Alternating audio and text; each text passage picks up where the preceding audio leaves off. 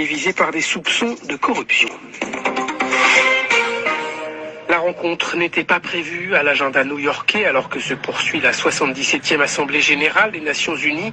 Un déjeuner hier entre le président de RDC, Félix Tshisekedi, et son homologue rwandais, Paul Kagame, au moment où leurs deux pays s'opposent par rebelles interposés dans un conflit armé qui secoue l'est de la RDC. Et c'est à l'invitation d'Emmanuel Macron que les deux hommes se sont rencontrés. Alors pourquoi le président français joue-t-il les médiateurs?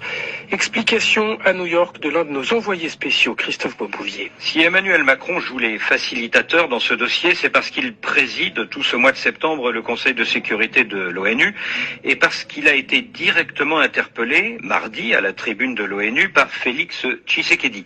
Il y a un rapport d'experts de l'ONU qui accuse le Rwanda de soutenir les rebelles du M23, a déclaré le président congolais.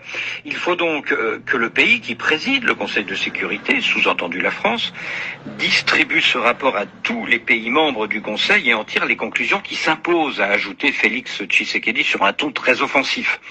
Emmanuel Macron, qui entretient des relations de confiance à la fois avec le Congolais Félix Tshisekedi et le Rwandais Paul Kagame, a donc essayé hier de calmer le jeu en les réunissant autour d'un déjeuner.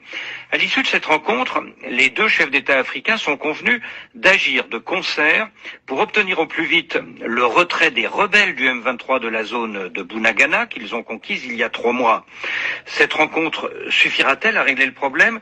Sur la photo prise à cette occasion, Félix Tshisekedi et Paul Kagame posent de part et d'autre d'Emmanuel Macron, mais ils affichent des visages fermés et ils évitent de se serrer la main.